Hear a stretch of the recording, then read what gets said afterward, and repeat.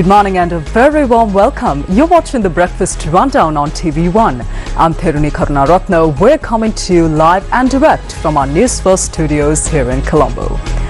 Well, Prime Minister Dr. Therunee Karunaratne has met with the Vice Chancellors of State Universities of Sri Lanka. And meanwhile, another meeting has been held between representatives of the Inter-University Students' Federation and University Trade Unions. Now, what exactly were the matters covered in these meetings? We have all the details coming up right here on the Breakfast Rundown. Along with these stories, we also have several other key local stories coming up this morning. As for news overseas, this morning we have stories coming in from the United States as well as the Middle East. Stay tuned with us. We have all the news in detail.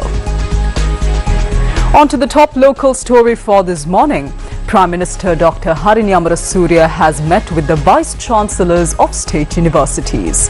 This meeting took place at the University Grants Commission of Sri Lanka.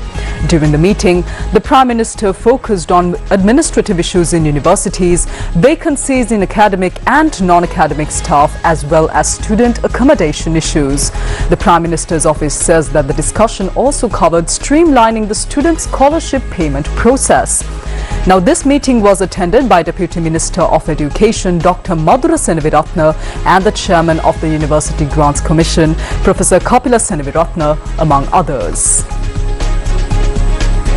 Meanwhile, a meeting was held between representatives of the university trade unions as well as the Inter-University Student Federation.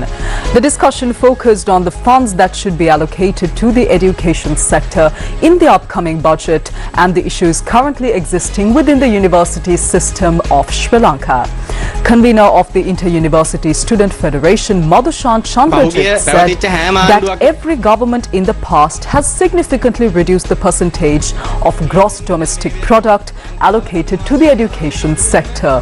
He added that as a result, Sri Lanka is currently one of the countries in the South Asian region that allocates the least amount of funds to education. Chandrajit said that furthermore, these issues have created significant problems in the university system of the country, in the vocational education sector, in the school education system, and in the government education sector. He noted that in order to solve these issues, the most fundamental step is to increase the percentage of GDP allocated to education. The convener of the Inter-University Student Federation said that as an initial step, the government was recently advised to increase the percentage of GDP allocated to education to 3% in this year's budget. 8 proposals have been presented to the government related to allocations in this year's budget. Meanwhile, co-chairman of the University Trade Union Joint Committee, Dhammika S. Priyantha, said that there are vacancies in the non-academic staff who provide support to the university education, and some of them can now be filled. He added that, however, the vacancies in the non-academic staff have not yet been addressed. Dhammika S. Priyantha noted that currently about 30 to 35% of the non-academic staff vacancies in the university system remain unfilled. He pointed out that this situation has created an environment where it is impossible to maintain the university system effectively. Well, let's move on to more local news for this morning. Deputy Minister of Land and Irrigation, Dr. Susil Ranasinghe, has stated that the Land Reform Commission is currently investigating the allocation of land to political affiliates. He mentioned that, as a result, the Land Reform Commission has temporarily suspended the distribution of land as of now. Dr. Ranasinghe went on to note that lands are allocated to large-scale agriculture through the Land Reform Commission.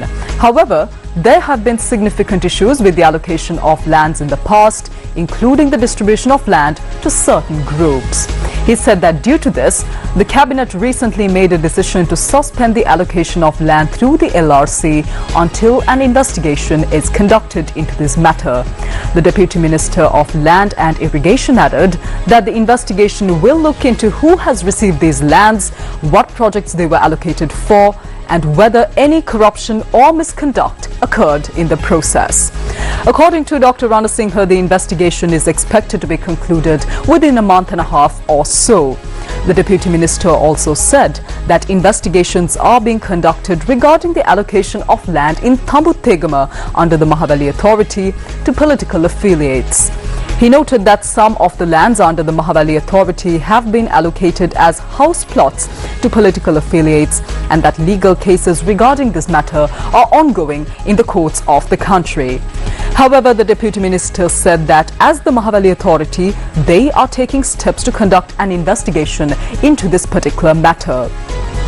According to Dr. Ran Singha, in the near future, the Director General of the Mahaweli Authority, along with a team, is set to visit Thambutthegama to carry out an investigation on this land distribution. And he added that these findings will be reported to the court as well.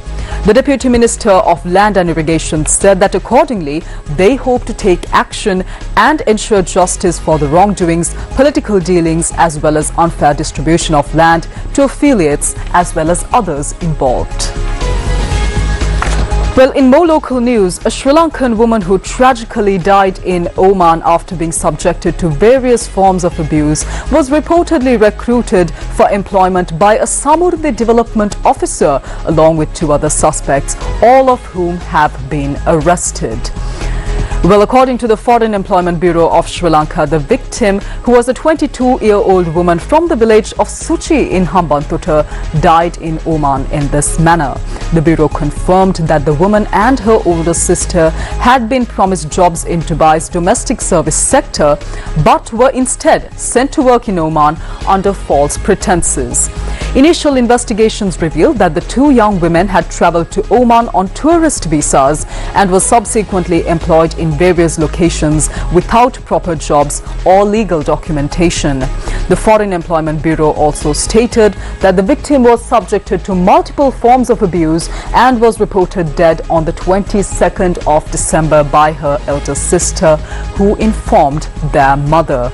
Now, in connection with this case, 3 suspects, including the Samurdhi development officer who allegedly facilitated their overseas travel, have been arrested. Now, these suspects were presented before the Hambantota magistrate, where they were remanded in custody until the 17th of this month.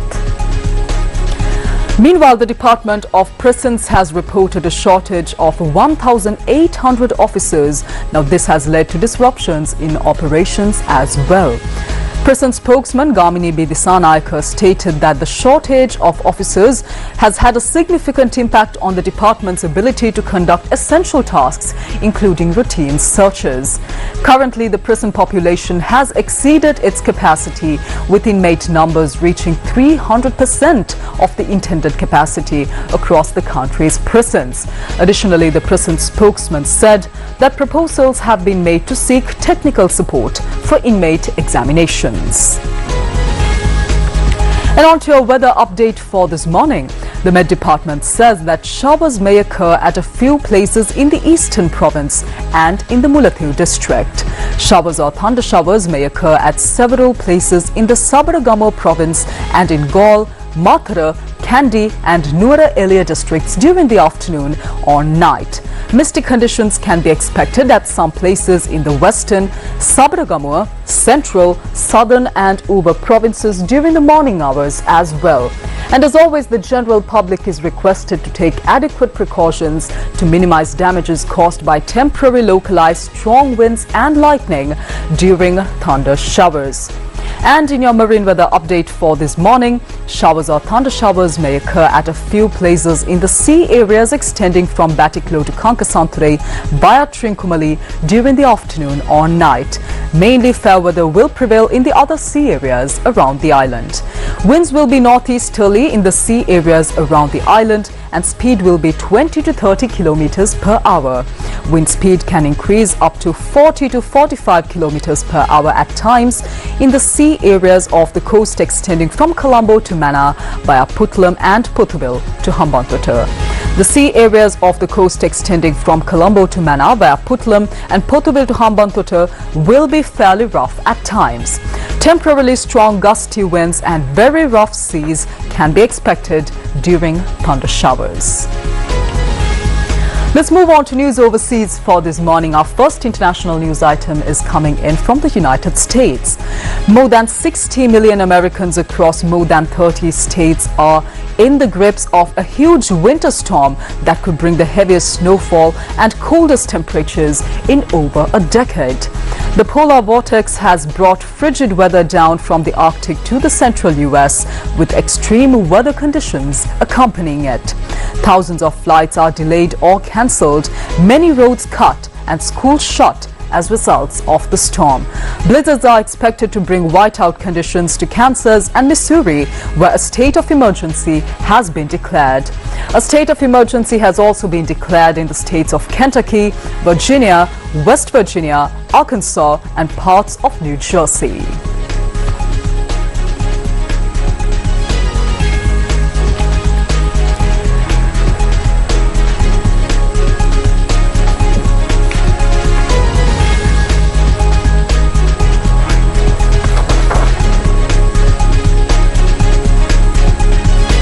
Allow me to shift your attention to the Middle East now.